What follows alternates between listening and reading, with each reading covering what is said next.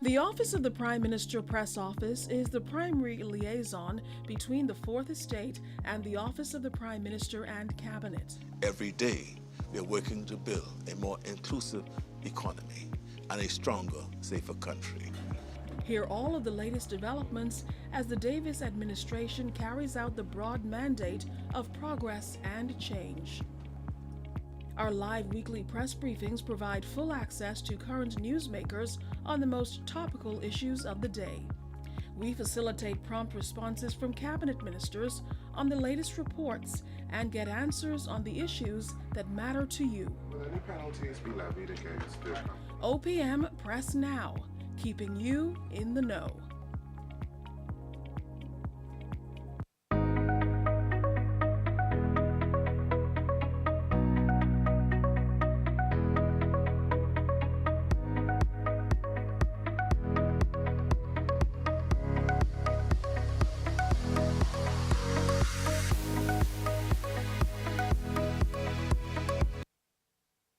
Everyone, and welcome to the Office of the Prime Minister. Smile, it's almost the end of the week.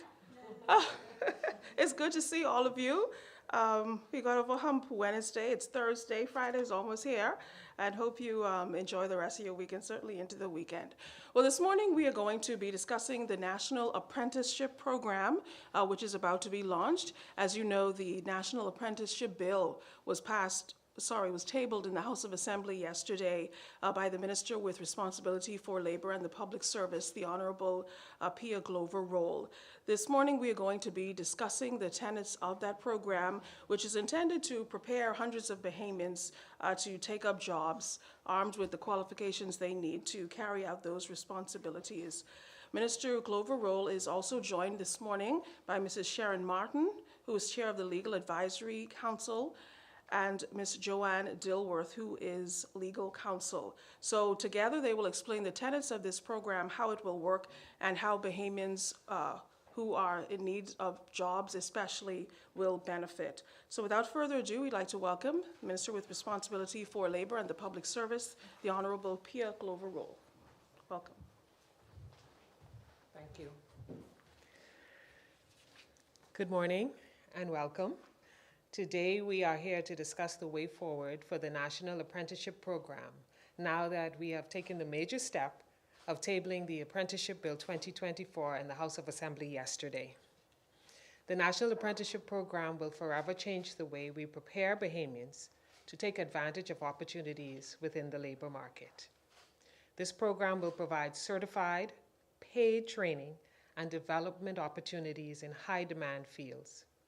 Through this program, this administration is empowering Bahamians to gain the skills and experience necessary to embark on fulfilling careers. And especially within our current social climate, we believe that the National Apprenticeship Program is desperately needed to better prepare our young people, our youth, to be productive citizens, leading positive and peaceful lives in an economy and in a labor market that will not just make room for them, but assist them in launching meaningful careers. So this program is as much a social change initiative as it is a training and jobs program, especially considering its focus on at-risk youth, including those who have been previously incarcerated. Trainees or apprentices will receive life skills and soft skills training, numeracy and literacy skills development, and mental health support, as well as technical and on-the-job skills. Our approach is holistic, recognizing the extent of support that our people need as they put in the effort to improve their employability, secure long-term opportunities for advancement. So given its large-scale and long-term impact, the National Apprenticeship Program will be rightly viewed as a major institution in the vein of an NIB or an NHI. And today, as Keishla would have mentioned, I have with me members of the National Tripartite Council, the chair of our National Tripartite Council, Ms. Sharon Martin, as well as Ms. Joan Dilworth, who is the National Tripartite Council's chair of Legal Advisory Council, and our advisory member or board member of the council, Mr. Quentin LaRoda. These experts have been driving the process on the apprenticeship bill, They've laid the foundation for the National Apprenticeship Program.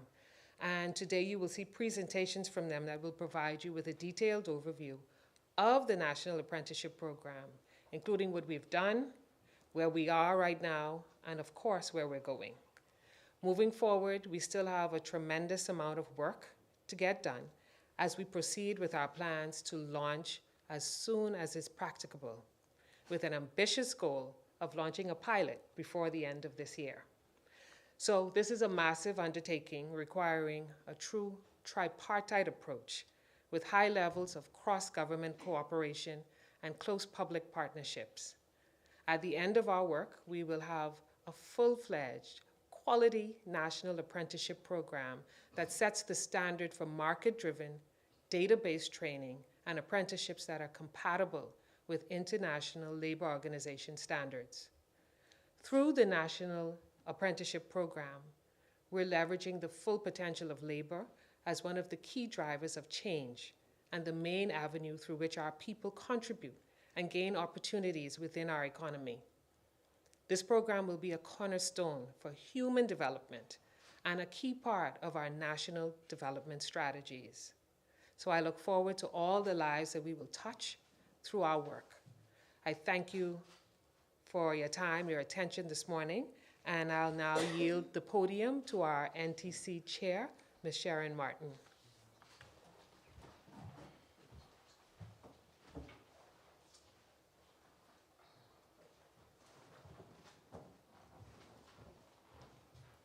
Good morning.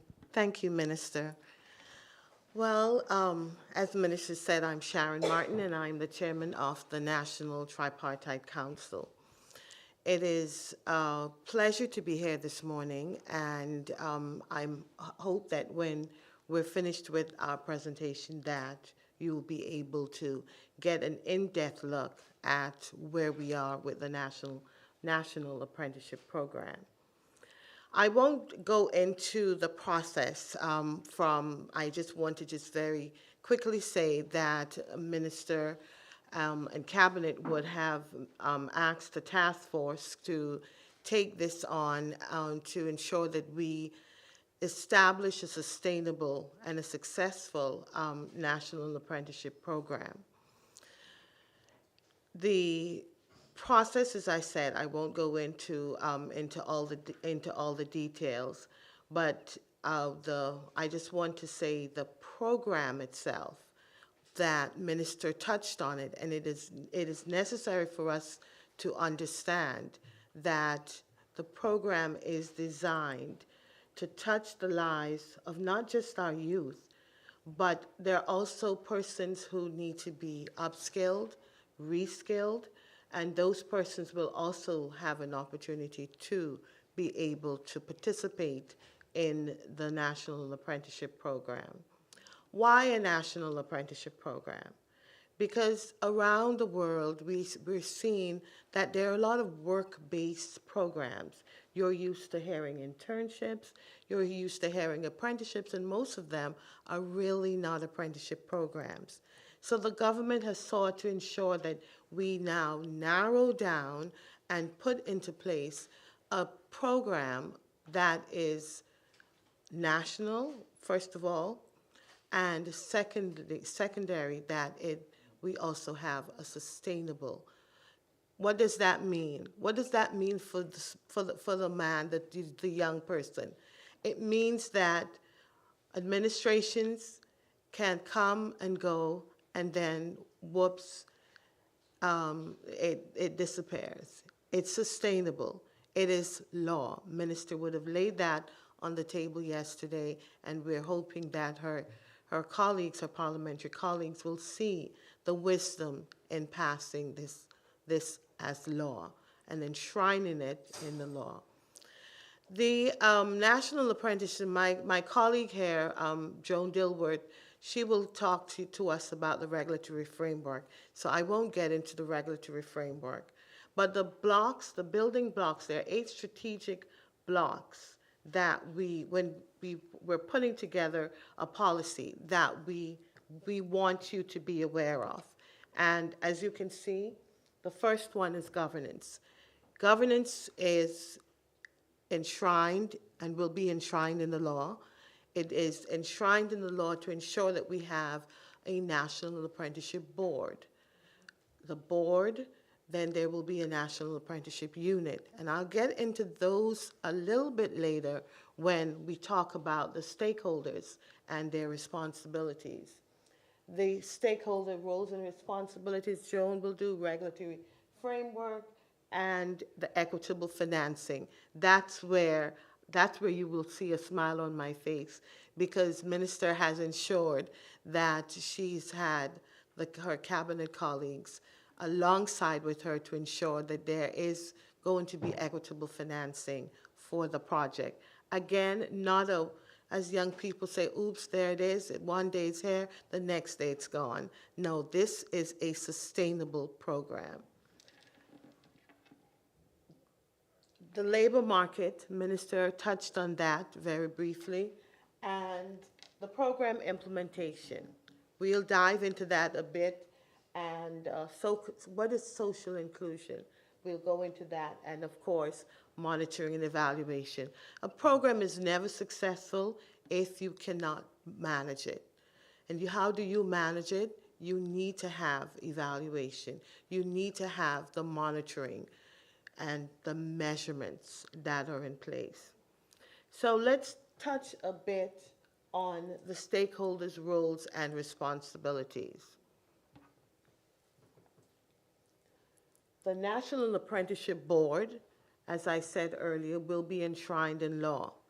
That body will be made up of 13 members. Those members will have direct responsibility to ensure the success of the program. Then the National Apprenticeship Unit. That is also enshrined in law. And that unit is put in place to ensure that we have professionals at the helm to make sure the program runs and runs properly. So it's a new unit, it's a brand new unit.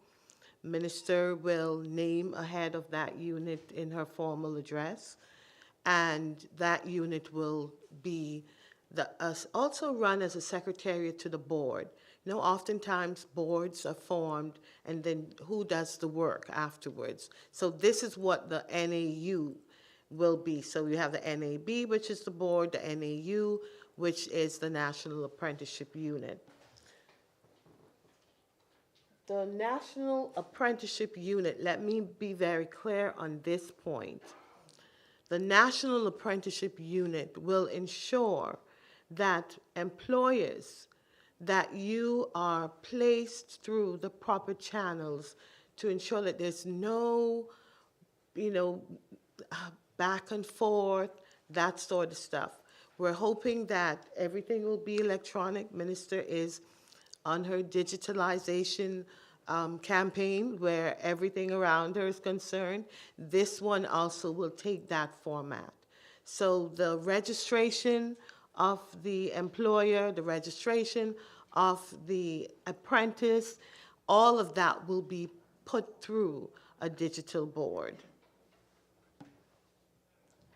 The Office of the Attorney General and Legal Affairs Ministry, they have done a superb job, and we do thank them for working along with us to ensure that we had a document that was able to be placed in front of Cabinet and yesterday laid in the House of Assembly. So we are so very grateful for the OAG and the work that the drafters, Dame Anita, who have tirelessly worked along with Joan.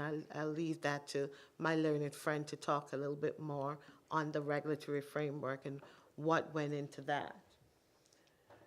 Sector Skills Council, what is a SSC? And this is where the rubber meets the road for a national apprenticeship program. There are professionals who are out in the field who, I don't know how to build a house, but you have persons who are construction workers, construction masons, all that sort of, they have the skills. We want those skills to be passed on to our next generation. This is about nation building, as Minister said. This is not a one-up and it's gone. It's sustainable. So we have the Sector Skills Council, these people who are trained, who are the professionals, who will come alongside us. They will be named. And the sectors that we have named at this point are maritime, construction, health services, and those are targeted sectors for the Sector Skills Council members. And they are the ones who will guide the labor market. They're out there in the labor market, so they know exactly what's going on, what's needed, why is it that we're hearing in the Bahamas we have to give out X amount of work permits because Bahamians are not qualified. The truth of the matter is we are lacking in a lot of the skilled areas. And so we have to fix it. This is one of the fixes. This will make it happen. This will ensure that we have skilled Bahamians to take over the jobs that are needed, to take over the jobs that are making the money. Okay? So no schisms where that is concerned. We are looking forward to working with the Sector Skills Council members. So envision this. If you're in the construction field, you will have the construction persons sitting on that sector scale. If you're in the health services, you will have those persons, those professionals, sit in on those sector scale councils. Okay? So it's the program is made to be very simple. We are not making it out of the reach of the common man, out of the reach of the youth. Our goal is to ensure that the marginalized in this society are not left behind. Those are the women, the youth, and the disabled. And they are a part of, when we say social inclusion, that's what we mean. No one left behind, especially the youth of our nation. I am pleased to say that as a part of the National Tripartite Council, we sit as a tripartite body, which is government, workers, and employers. All those representatives sit at the table. And, they think that we never could get anything done. Well, this is an example of what happens when all the right people put their heads together. And this is the progress that can happen. And so we are pleased to know that the Bahamas Chamber of Commerce and Employers Confederation, that they are a part of the National Tripartite Council, and they would have, along with the several Congress heads and persons from the Congresses, would have come together and put their heads together to ensure that we have what is now an apprenticeship policy and later a bill. Individual employers, you are the success of this program. An apprenticeship program must be employer-driven. If it's not employer-driven, it is not an apprenticeship program. Call it by whatever name it is not an apprenticeship program. And so this is why this is now in place. And so we're looking to the employers to come alongside and partner with the workers, partner with the government to ensure that what we say will happen, that it will be sustainable. I cannot leave that word out. Sustainable and successful. Never mind, S is my name as well, so I remember that very easily. But I want to impress that on you today. Successful and sustainable. And we need the employers, the individual employers, to come along. And you say, well, how do I do this? The Department of Labor, we will issue numbers and names of person once the unit is in place, the National Apprenticeship Unit. you will have all that detail in the rollout. And then I want to talk a little bit about the roadmap at this point. Behind me is what we have, a road to implementation. I need to move to. So what we have here is the National Apprenticeship Framework. You notice we started in November 2023. We're here in 2024 where the apprenticeship bill itself would have been laid. We spoke a bit about the NAB, the NAU, the Sector Skills Council, and if you notice along the roadway we're coming along, we're now here at the individual employers. And then we have the accredited public or private providers. We've talked about BCCEC, the associations, and the various providers. We've talked about the NAU and your registration. And now we're looking, as Minister said, to roll out in September 2024. That's when the journey actually begins, not ends.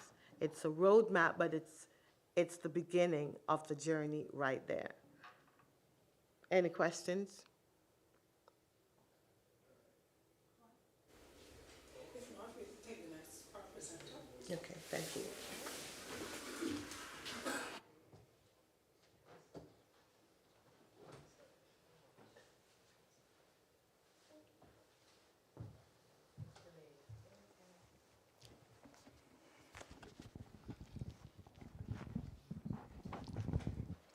Thank you, Madam Chair.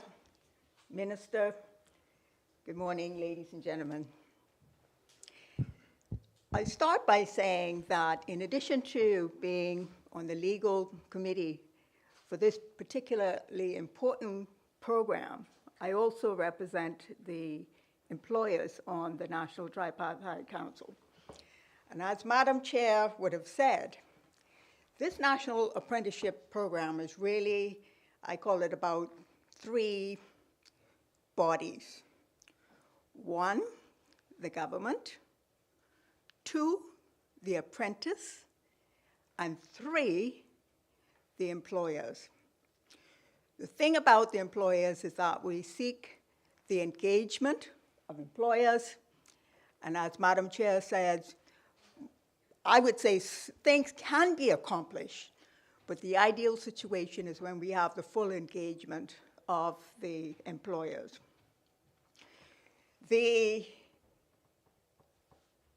Just by way of background, and I don't want to step into the minister's sort of portfolio here, but you and I, we've all heard that the national average coming out of the BJCs, what do we call it, the qualifications, is somewhere in the D range. And we all agree that's really not ideal for our country. We also, just this year, we are wrestling with gang issues, and this is where especially our young men are investing their time and energy. We also have another situation where we are issuing out every year, every month, loads and loads of work permits, and we all agree that these permits, these vacancies, can be filled by able-bodied Bahamians. We want to get, especially young men, off the block. We want to try and ensure that we include with this disabled folks and women, the vulnerable. And so the purpose of the Apprenticeship Act is then to channel some of these, what we call the non-academic individuals in our school system, into meaningful, not jobs, but careers. I think oftentimes, well, what is happening is just not unique to the Bahamas, but we also have around the world, we have this concept that everybody must finish high school and then embark upon a university education.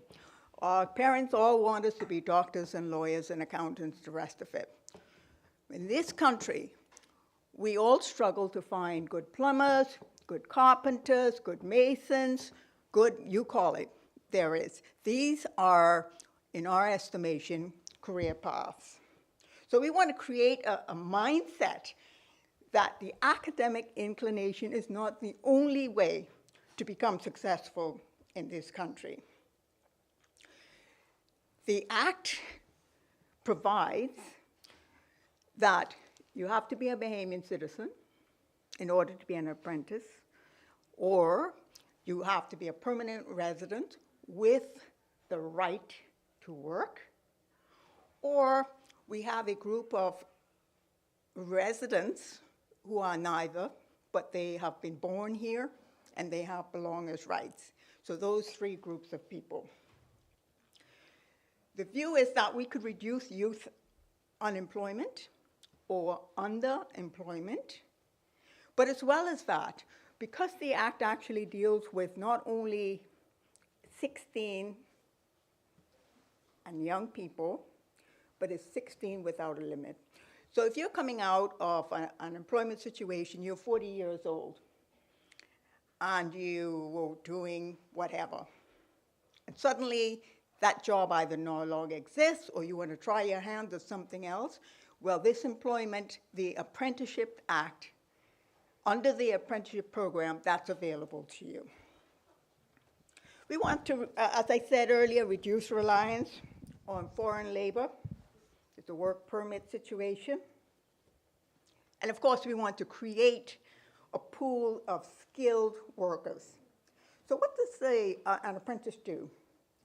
Well, it enables young people, this is predominantly young people, to transition from a school environment into meaningful employment, and I would say careers.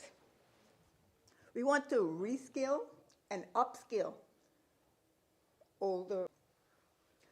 So what it does, it defines who is an apprentice. And again, that's 16 and over. It defines who can be an employer. In other words, it's not a free-for-all. It's not about, oh, so the government's paying us some monies, eh? I'll have one of those. No, you've got to demonstrate you have the skills in-house and you have the capacity to monitor. And the bill enables the minister to focus on specific areas of the economy. So we have initially 4 in mind, and Madam Chair would have mentioned those. The Skills Sector Councils, and this is very important because we will lean on them. 5 of the 7 say, what do you have? If I bring this young man to you, what does he need to have in order to be a successful, and I'm making it up, plumber? What is the training? And what is the on-job, hands-on things that he must do so that at the end of the day, he's certified and he said, ha-ha, I am a plumber. So the Skills Council, and then we have, I should say before that, the establishment of the board. The board itself is an interesting one. There will be 13 members. We will have government, the Director of Labor, the NAU head, that's the national, the unit that monitors and takes care of the program and is really an administrative arm of the board. We will have 3 employers repped in various forms, 3 workers repped in various forms. We will have a rep from a youth organization and one from women and disabled. So altogether there will be 13.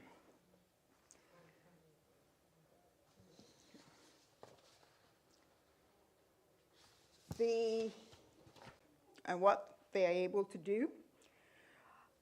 Existing programs. So we have, for example, and I could be wrong, but if BPL, for example, has an apprenticeship program running, once this bill is enacted, what do we do with them? Well, it is defined in the bill. An apprentice means that you're having not just on-the-job, hands-on training, but you also have formal, I don't want to call it academic, but if you understand what I mean, how do I do this from a background in a theoretical perspective? And then you would also have the hands-on. Well, come with me and I'll show you how to fit these pipes. And we all know you could read until you're blue in the face, but until you get on the ground, you really don't know how to do something. I'm not going to have anybody read about how to cut my hair and then say, I know how to do this, right? Again, the minister decides the occupation based on the requirements of the economy. In her or his order, the folks are compensated and a number of other elements. The bill specifies that we will have inspectors involved with this program, but we must be mindful that this is not a program to be taken lightly. This is the future of our country we are talking about. And so, yes, we have inspectors. And inspectors will come in, they can look at things, they can look at the paperwork, they can look at making sure that the apprentice is being properly monitored whilst he's doing the job. We can make sure that he's doing what the agreement says he must do. So you're not going to say, I'm going to, give me to a serious program that focuses on what we say we're going to do in an apprenticeship agreement. And the board has certain powers that they themselves could, without the intervention of either or the urging of either an apprentice or usual things going on. Let me have a look at this. So the board has certain, those kinds of powers. And finally, the prior bill. The prior bill was very, we call it with a stick for the employers. Will be an incentive, so we provide incentives to employers to engage in this program. We're hoping that this becomes so rich and so enviable that employers are going to be knocking down the doors, they want to get in on this. And what we are saying in this act is, yes, but if you don't comply with the provisions in this act, you're out. We're not checking for you. You're not going to be able to lock into and engage with the government on any funding. And so we consider that to be a carrot rather than a stick. There is one stick, real stick, I would say, and that is if an inspector comes in and wants to look at records, well, what's happening with this apprentice? And we're like, no, you know, and you willingly, knowingly block or do not hand over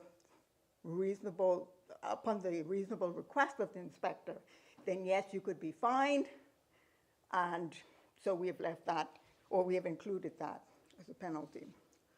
So in summary then, what the bill actually has provided that is currently lacking is that it enables the amalgamation, if you will, or the centralization of all these pockets of apprenticeship programs.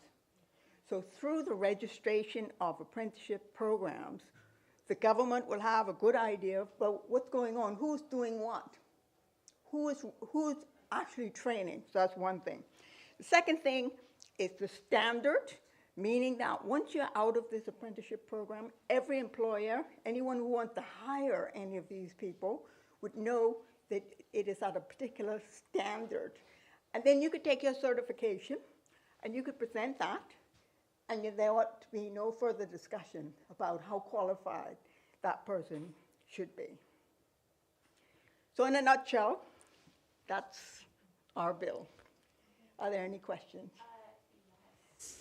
You talked about the fine for employers that kind of block the inspector from giving or doing certain things. How much is that fine exactly? I believe it's $1,000. So it's not, it's not onerous, but it's these things can take time, and a astute employer would not want to fall afoul of the law in that way. And you talk about the incentives to engage employers in the program. Can you list what these incentives are to have an employer to join the program? Pardon? Can you list the incentives that the government is, using to help engage employers to train apprentice? No. So the incentive would be, and this is, well, by way of two things. One, the bill itself does not specify incentives other than the incentive in my mind is you could engage in this, you could actually get well-qualified individuals, you could get your organization working more smoothly, more skilled people. You don't have to, if you have a requirement, you don't have to go look out into the foreign market. But beyond that, there are actually, in my mind, two ways the government, of its own policy, may provide certain incentives to employers. So you've heard ministers speak about the pilot program, and I imagine there will be certain incentives in that to actually get the program off the ground.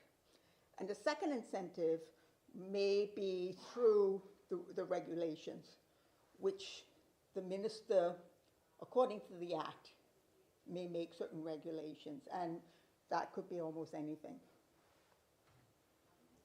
Okay. Anything else? Are there further questions on the apprenticeship program for the minister, Ms. Martin? Just questions for the minister. Okay, Ms. Minister. Martin has one more. Okay. Thank you. You asked about the incentives and what my colleague actually responded. But what we need to remember and understand is everything with the apprenticeship program is labor market driven. So whatever the market is requesting, that's how you shop, right? You go in the food store and you see all the delectable fruits and vegetables and you select from that array. And that's basically what labor market, what the market is demanding. Once the market closes on, let's say we do a pilot program for construction workers, are we going to flood the market with construction workers? No. And that is why there is a guide to how we go about ensuring the various programs are selected. And the Sector Skills Council, that's how they come in again, because that's also market driven. Question. Minister, there's a question. Just a refresher, can you list again the areas in the labor market where receiving those work permits, but also being more apprentice specifically? Well, of course, this is ongoing analysis. We have identified sectors in the first instance for the apprenticeship program that ties in with our statistics from our Notice of Vacancy unit, which would include maritime, which would include construction, which will include health and allied services, and of course, another very important sector is ICT, communications, digital, anything that's digitally focused. So these are the sectors in the first instance. When we speak of our pilot program, that we would be focusing on choosing one in the first instance to begin our pilot. And how long do you estimate the pilot would be? Forgive me if I already said that, but how long would the pilot to be? The pilot is intended to be, I would imagine about 6 months to a year, but we're still working on that as well. We're looking at launching in September with one of our sectors. Okay. To your portfolio, can you talk about giving up how promotions are going in the public service? Promotions are going well, and it's ongoing. Promotions are a legacy issue in the public service, one that we've met that is decades old, and one that we are pleased that we're making great inroads in, to the tune of thousands of promotions within the last 12 months in particular. We have simultaneous promotional exercises going on, which is historic for our public service, and we're very pleased. I'm very grateful to the employees of the Ministry of Public Service and our Public Service Commission, who are working around the clock to ensure that we're addressing the needs in terms of not only promotions, but confirmations as well into the public service of over 23,000 public servants across our nation. Now, I don't know if this is within your remit as a Minister of Public Service, but we've seen in a couple of news organizations a list of people that were promoted to permanent secretaries and undersecretaries. Can you confirm how many people were promoted to those positions and when did they start that? The remit of permanent secretaries and undersecretaries are at the level of the Prime Minister. Thank you.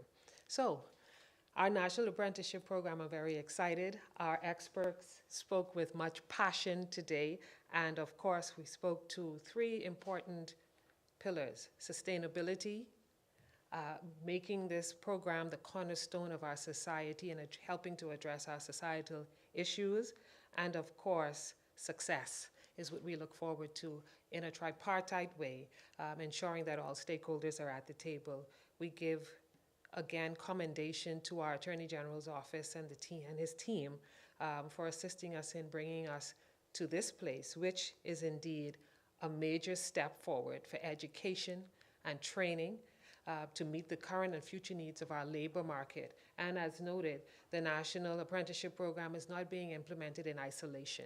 It's a part of a wider slate of reforms that's being driven by our second generation Decent Work Country program, which is the first of its kind for the region, and the Bahamas loves to be the first. And as Mrs. Dilworth has spoken to, we intend to do this with excellence. We intend to ensure that our program is not only strong and sustainable, but inclusive. We are protecting the rights of workers. We're empowering workers for future careers. We're promoting decent work for everyone while building a model that will serve as an example for the entire region. So even though we have our Decent Work Country program, it's just one of the pillars of our 10-point plan in our labor transformation in our country. We have announced, I think it was about 2 weeks ago, our conclave for leaders within the Department of Labor and Public Service. And we talked about expanding other pillars of our plan, is expanding our skills bank so we can have an accurate sense of any existing capacity locally that's required and throughout the global Bahamian diaspora. This is going to give us a real picture, and this is how we build our sector skills councils and our needs-based analysis of what available talent looks like as we train our population. The Data Skills Bank will support our rollout of the Notice of Vacancy Policy Enforcement Unit. You saw Ms. Dilworth speak to that as well. How we are operating in terms of knowing exactly which roles Bahamians can fill and ensuring that Bahamian understudies are identified, trained, and monitored. Ensuring that employers in roles currently, where their employees currently in roles in that Bahamians can occupy, that we have the statistics and the data to use to make these informed decisions. We will continue to maintain positive labor relations, which I will now applaud our recently appointed Director of Labor, Mr. Howard Thompson, for his hands-on approach that he has taken from day one, working together to implement a proactive approach to how we do labor, to labor relations, which includes a more direct relation with our stakeholders, going out, intervening, the moment we get wind of potential conflicts. We're already seeing the results. We just saw recently when it comes to our role as an ally and a mediator in recent disagreements between employers and our local unions. We're rolling out a major digitalization and modernization effort. Chairman Martin alluded to that, which includes more e-services available on My Gateway as a start. There is also going to be, from a comprehensive standpoint, policy and legislative reforms, which is, of course, another pillar of our agenda. We're exploring amendments to general orders, the Public Service Regulations, the Employment Act, the Industrial Relations Act, of course, in close consultation with our tripartite bodies and other stakeholders, because a modern quality apprenticeship program, skills database, notice of vacancy, and any other initiative should operate from a modern legal framework so that it can be effective and sustainable. We're also focused on training through the National Apprenticeship Program, which will aid us in integrating training throughout the nation. We'll focus more on training of public servants. We speak about promotions, but they should also come with training.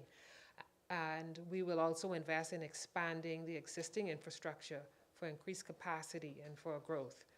So all of this work leads us to our ultimate goal of positioning the Department of Labor as the nation's leader in labor and human resources.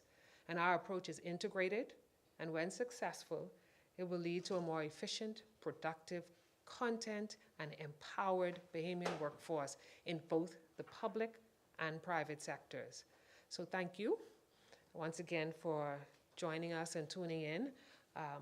We will continue to bring updates as the work progresses. And I want to thank our National Tripartite Council, Chairman Martin, Ms. Stillworth, Mr. LaRoda, who joins us today, our National Apprenticeship Unit, Mr. Robert Farquharson, and of course, again, our Attorney General, for all of the work we've done to come to this historic place in launching our national apprenticeship and laying our national apprenticeship bill for our nation. Thank you.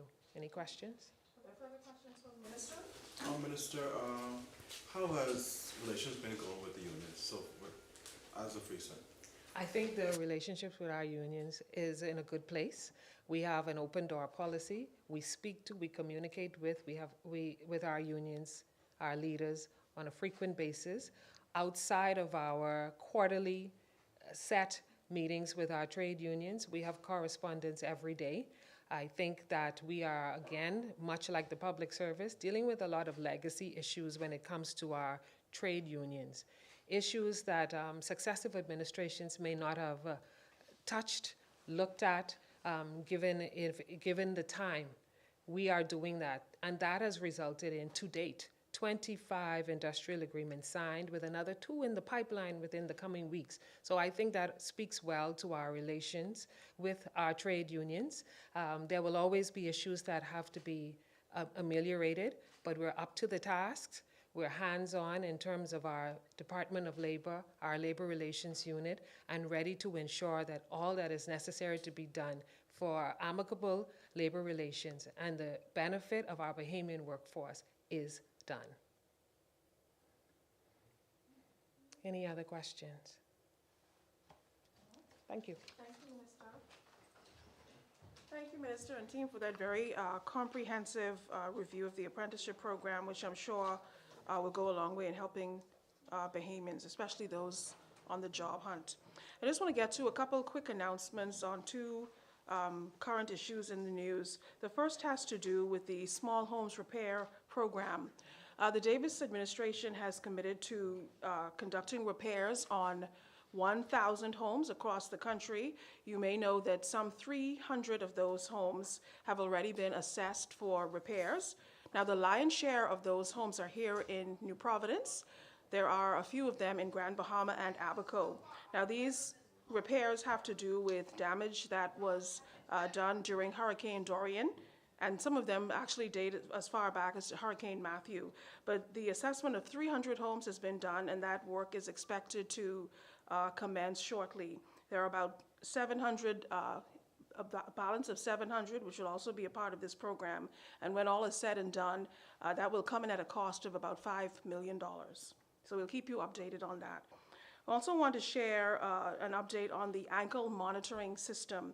As we know, the administration has expressed concerns about the program and the compromise that's come into effect for several reasons that were explained over the last couple of weeks. But the government has, the Ministry of National Security specifically, has issued a show cause letter to the company responsible for the ankle monitoring system.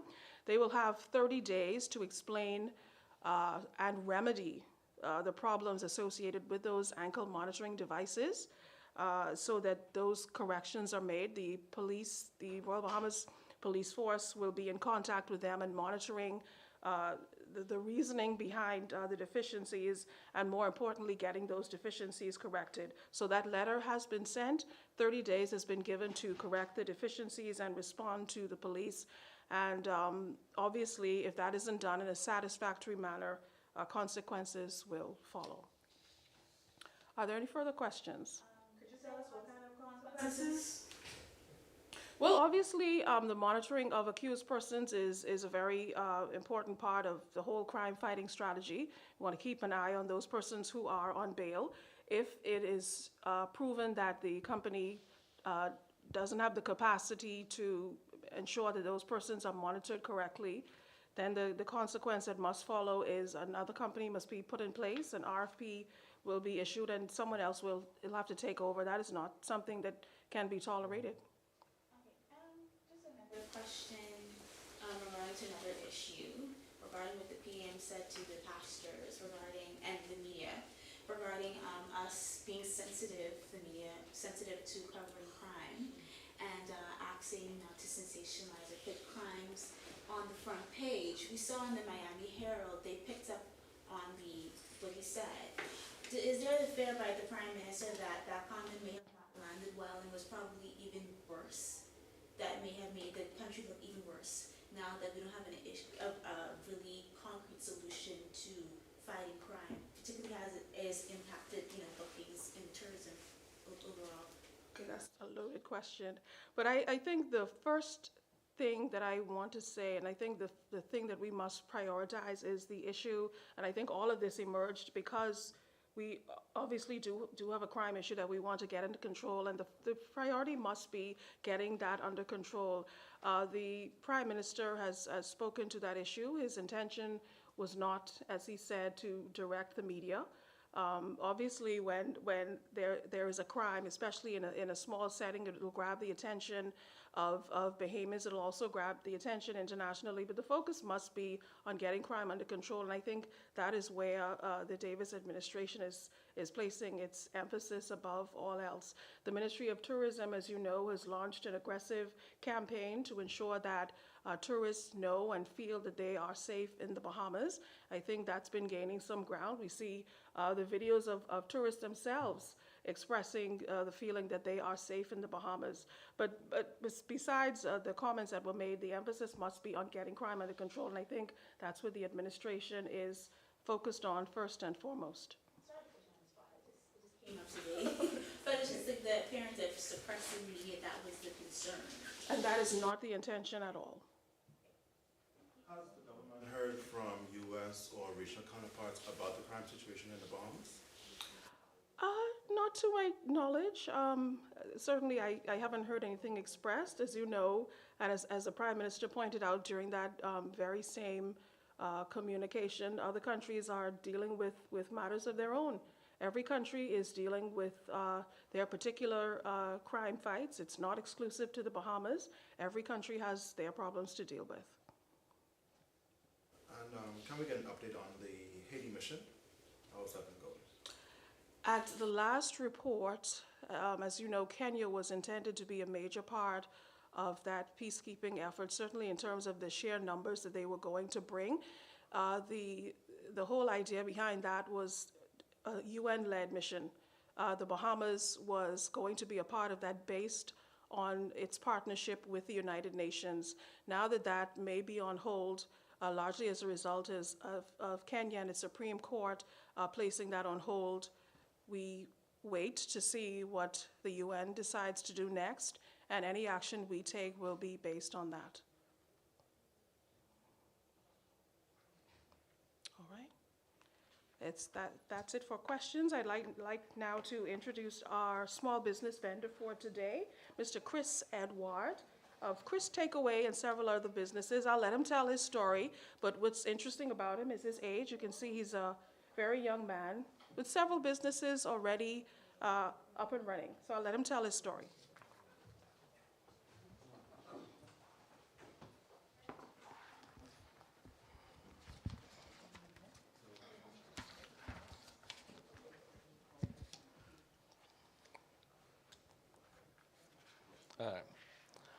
Honorable Philip Wave Davis, Prime Minister of the Bahamas, Excellencies, other distinguished guests, ladies and gentlemen, a pleasant good morning.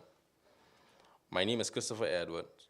It is with great honor, it is a great pleasure and honor that I stand before you today to share the incredible journey of how I became a three-time business owner by the age of 19. My journey began with a simple job as a parking boy at Super Value Little did I know, I realized that these humble beginnings would set the foundation for my future success. From an early age, I dreamed of being an entrepreneur and taking control of my destiny. I knew that the traditional 9-to-5 job was not for me. I desired to create something unique and meaningful. Working as a parking boy at SuperValu provided me with a valuable lesson in hard working and dedication. This experience also taught me the importance of being reliable and hardworking, two qualities that would later serve me well in the business world. Overall, these experiences laid the foundation for me to become an entrepreneur. They taught me the valuable skills such as hard work, customer service, attention to detail, and time management. These experiences not only shaped my character, but also provide me with the skills and knowledge necessary to run a successful business. So at the age of 16, I decided to launch my own business, Chris Tech. Chris Tech started as a small mobile electronic repair shop. I utilized my technical skills and passion for technology to provide high-quality repair services to the community that I've learned on YouTube. Through the hard work and dedication, I was able to build a loyal customer base and grow the business steadily. As Chris Tech started to grow, I realized that there was an opportunity to expand. I started Chris Kicks, which is a shoe and clothing business that will cater to my customers' fashion needs. The business flourished, and its success inspired me to venture off any culinary. With the dream of owning a restaurant, I launched Chris Takeaway, a takeaway restaurant specialized in delicious Haitian and Bahamian food. Starting this business was not easy. I had to do a lot of research and planning before I could even begin to think about opening doors. And I had my father with me, Emerson Edwards, to help me support, my great father. I had to figure out everything from finding a location and securing funding to developing a menu and hiring employees once again. I poured my heart and soul into the venture. And with the help of my dedicated team, we were able to build a loyal customer base. My journey as a business owner has not been smooth and easy. I have had to face countless obstacles and setbacks along the way. But these challenges have only fueled my drive to succeed. Looking back on my journey, I am so glad that I took the leap and started my own business. It was not easy, but it was worth to be able to do something that I love every day. Today, at the age of 19, I am proud to say that I am a proud business owner of 3 separate ventures: Chris Tech, Chris Kicks, and Chris Takeaway. I have all become thriving businesses, not only a testament to my determination, but a testament to the power of hard work, perseverance, and resilience. I started from humble beginnings as a parking boy at SuperValu, and through the power of entrepreneurship, I was able to create a successful business empire.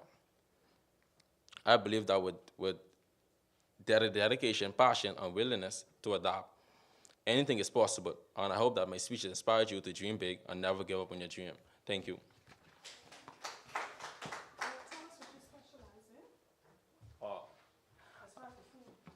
So today I bring some samples for you guys to taste with 2 different cultures, the Bahamian and also the Haitian. So there's also 2.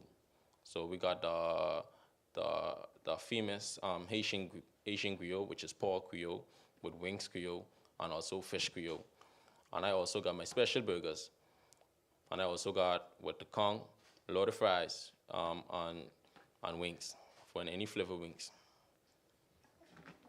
Thank you. All right, thank you very much, Chris Edward. I smiled when he looked back on his journey. He's 19. Like, oh. But congratulations to you. Congratulations certainly in order for you for getting so much done in a short space of time. Well, that does it for our time here at the Office of the Prime Minister's Weekly Press Briefing. We thank everyone here and those joining us online. Have a good afternoon, everyone.